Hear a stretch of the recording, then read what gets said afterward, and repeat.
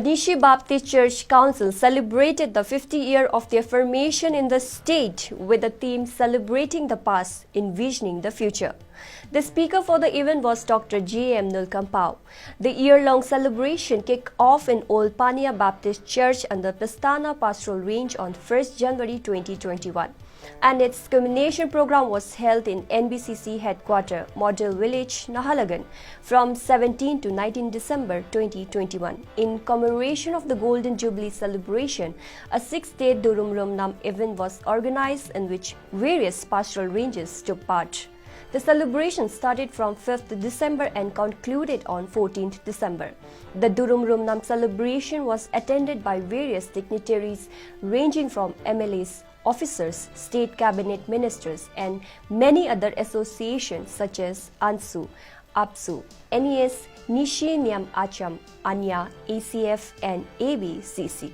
The culmination event was attended by around 20,000 delegates coming from 7 Nishi inhabited districts of Arunachal Pradesh, along with various global mission, cross-cultural mission, home mission, and neighbor mission.